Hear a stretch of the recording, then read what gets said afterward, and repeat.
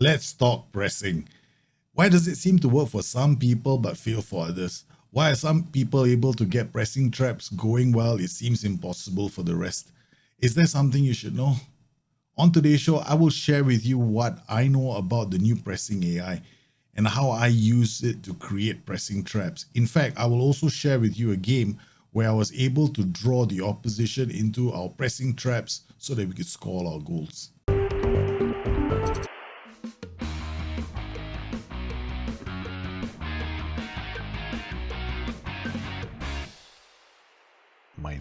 My name is Daljit. Welcome to the show. Welcome to the channel. This is the place where I do content on the game Football Manager. You'll also find me streaming 3 times a week on another channel called Daljit's Moments, Mondays, Wednesdays, and Fridays. On Tuesdays and Saturdays, you'll also find me streaming on Twitch, where I occasionally play Football Manager Draft Mode. That's a chance for you to join me in a game and, well, have some fun. Football Manager 22 has been released with a new pressing AI. The goal now is to make pressing a bit more intelligent, but most of it has now gone under the hood. A press isn't a tackle, it's merely the act of applying pressure on a ball carrier so that you force him into a turnover. Pressing in Football Manager now works off triggers. A trigger is an event that happens in the game that gives the opposition a reason to press. Now, common triggers in the game of Football Manager include a bad touch where a player might miscontrol the ball. A player's back could be to goal. When a player receives the ball with his back to goal, this becomes a trigger. He needs to turn, and that encourages someone to press him so that he might lose the ball. A weaker foot could also be a trigger because the knowledge of an opposition player's weaker foot can sometimes encourage players to apply pressure on the side of the stronger foot so that they are forced into using their weaker foot. This could lead to mistakes. Another trigger is hesitation. Some players might dwell on the ball or simply have bad decision making, or their tempo could be low in a team which is populated with players with low composure. The players could hesitate, and in doing so, they would encourage a press. Other triggers could include things like a loose or a slow pass. The player with the ball could be at the edge of the field, and this could encourage somebody to come in and press him so that he has limited options to pass the ball. These are all the triggers that can happen in the game. Now, naturally, whether or not a player is going to get pressed will depend again on your defensive line, your line of engagement, the player's roles and duties, their attributes, and in-game events at that point in time. Each player on the pitch is responsible for a certain zone. Now, these zones will all be influenced by your defensive line, your line of engagement, and the roles and duties you have chosen for your players.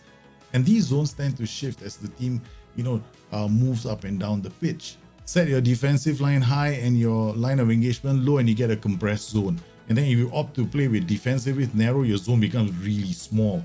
And then when you increase your pressing intensity within that zone, you might see a lot of players doubling up on another player and you're opening pockets of space. Now, this has implications for all of us when we're creating our tactics. I mean, if I wanted to create a tactic where I wanted to set up a system which is counter-attacking, I have to pay attention to my defensive line, my line of engagement, and how I set my pressing up. Since we know that triggers are the primary driver for a press to occur, then all we need to do in the game of Football Manager is to create the conditions necessary for those triggers to happen. To do that, I'm going to show you how I created a 4-4-2, and I use all the tools at my disposal to create pressing traps across the pitch so that when the opposition had the ball, they were forced into a kind of a cul-de-sac where they kept losing the ball, allowing me to score off those opportunities. Now let's take a look at this 4-4-2. It's a very aggressive 4-4-2. The idea here is to be pressing the opposition in their half and not allowing them to have much of the ball. We have a much higher defensive line and a much higher line of engagement, something I rarely do. Normally I'm playing on higher defensive line. We also have a more often trigger press for the whole team and prevent short goalkeeper distribution. But as you can see, all the other instructions are fairly straightforward, fairly wide here, standard and slightly higher tempo, play our defense with a focus play down the right. We also have 2 wingers on attack. We got a wing back on support. We got an inverted wing back on support here. The idea behind this tactic was actually to exploit the half space in this zone over here. I want the half spaces to open up so that the box-to-box midfielder has got plenty of passing options along with the inverted wing back. They can probably try and give the ball to the wingers on attack, driving down the flanks, creating a lot of opportunities for our side. This team uses zonal marking. However, I want some players to be tight marking the opposition players because I want to create a pressing trap.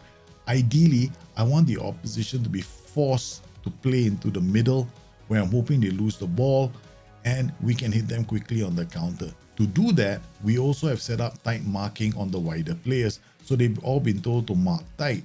So whenever an opposition player is going to have the ball down the flanks, these players are going to be zonally marking tight, instead of using tight marking across the whole pitch, which will affect everyone on the pitch. Because I want to create a pressing trap where the play is funneled towards the center. I'm not using any fandangle defensive with adjustments here. All I'm doing is making sure that the passing options are going to be marked tight when we don't have the ball. Along with the wingers, only one other role has been told to be a bit more aggressive. The DLP in the center has been told to close down more, mark tight, and tackle harder.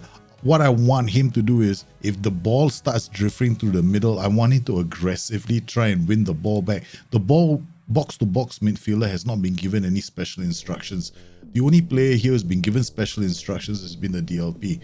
The goal here is to try and win the ball in the center. The second piece of the puzzle actually lies in the opposition instructions. Opposition instructions are now very cool on Football Manager. The show onto feet instruction acts as a pressing angle. Yes, you heard me.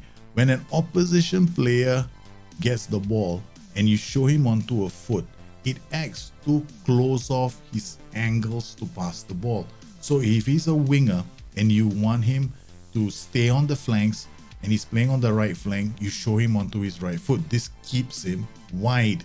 If you could have a fullback and you decide, well, I want to encourage the fullback to pass the ball inside. I do not want him to look for the winger. I want him to play the ball inside. Then what you will be doing will be to show him onto the opposite foot. So if he's playing on the right flank, then you're showing him onto his left foot, forcing him inside. In doing so, you're hoping to see your players close down the passing angles.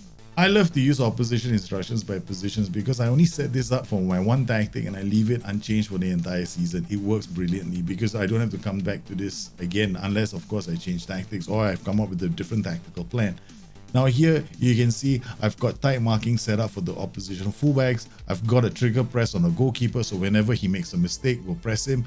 Then on top of that, we've got a hard tackling set on the back line so that whenever they get the ball, I don't want my players to be shy about tackling them hard. The central defenders have a trigger press as well. So if a trigger occurs and they make a mistake, the players closest who are responsible for their zone are gonna go and press them. Now once again, you can see the fullbacks have been shown onto the opposite foot. Here the wingback on the right flank has been told to be shown onto his left foot. This forces him inside. Similarly, I'm doing the same thing for the other wing back, but when it comes to the wingers, we're showing them wide. Again, we're tackling them hard and we're also tight marking them. The goal here is to keep the pressure on the wingers so that they are forced, whenever they get the ball, they'll be put under a lot of pressure. Strikers have been told to tight mark. The goal here with this tactic is very simple. Funnel the ball into the middle, limit their options out wide. Here we can see the opposition player has the ball, but his back is turned. This immediately triggers a press. As they play the ball, they lose the ball in the middle of the park. And then we cycle possession over to the right flank and build up an attack. And we're able to, basically score within a short period of time.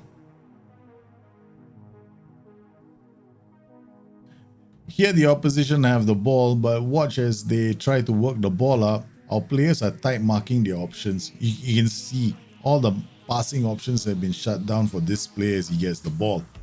Now, the pressure is put on him as he's on the edge of the line. And as this player is playing out the ball, the pass is intercepted. Because the passing options have been limited, they fall into the trap and then, they concede another goal. Here, the opposition are trying to work the ball out.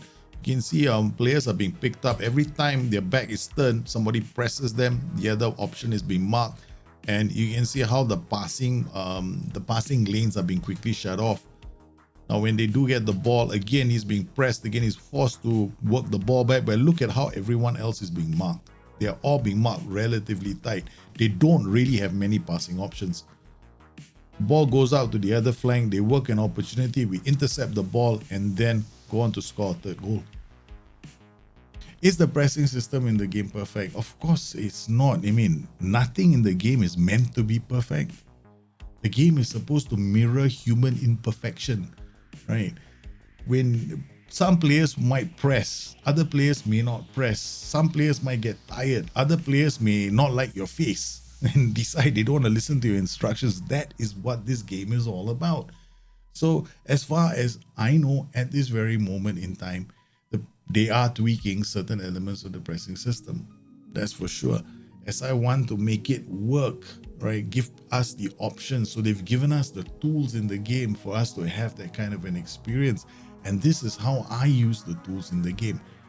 Between now and the patch, I'm sure this is going to work the way it's intended. In fact, after the patch, I believe it's going to continue working the way I am playing it, because I think this is the way it was intended to play. Is it perfect? No, I've got my frozen water bottle on standby, don't worry. I won't smash my monitor, I might smash something else. Well, I hope you enjoyed today's show and found it useful. If you have any questions, you guys know where to find me. You guys stay safe, take care. I'll see you again soon. Bye-bye.